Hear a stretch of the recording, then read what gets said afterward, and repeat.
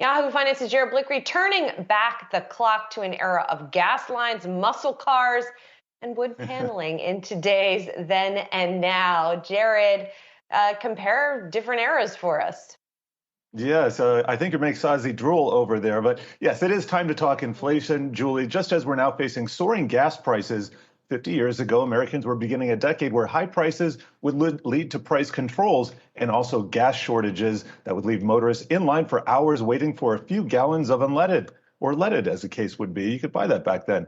But before inflation truly became runaway later in the decade, prices were looking pretty attractive around the time President Nixon closed the gold window in 1972.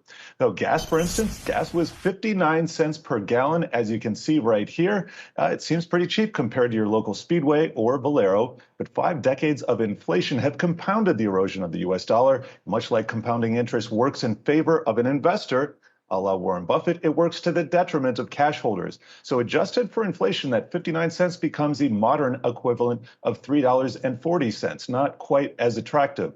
And in fact, one other interesting thing here is that in 2008, prices spiked to $4.11. And in today's dollars, that's $5.42, which is above the current national average of $4.33. But of course, we know that prices are almost double that in some parts of California right now. Ouch. So interestingly, if we take a look at gas prices going back to 1929, prices trended lower for the most part, at least in terms of purchasing power. That would be the green line right here, starting at 1929 all the way through to 1970. You can see the prices went from about $2.60 to $1.60. Then came the oil shocks of the 1970s.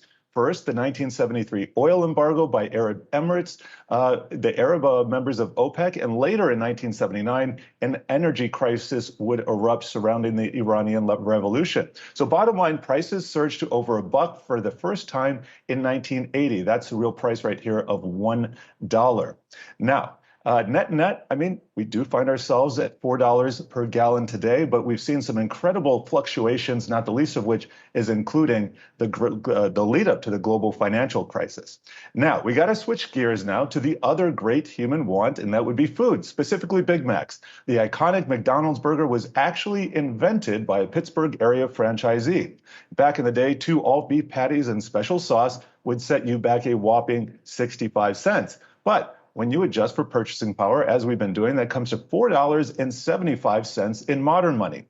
So while the price in nominal dollars and cents would trend higher, reaching into the mid $2 range during the aughts, in today's dollar, the price actually dipped below $4. And you can see that right on the screen there. So no matter how you slice it, Les Big Mac, as they're called in Paris, have never been pricier in the U.S. They are now fetching $5.81.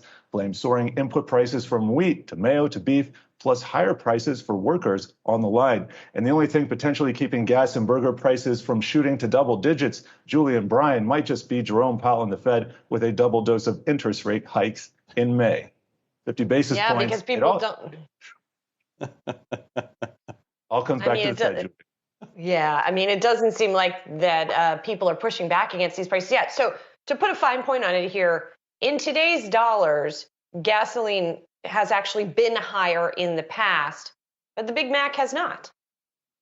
Yeah, really interesting. And you think about gas prices. I remember back in my youth scrounging around for quarters in the seats of my car. You could actually buy $1 of gas, and that would get you about 20 miles. I think that was what my car was getting back then, whopping 20 miles per gallon.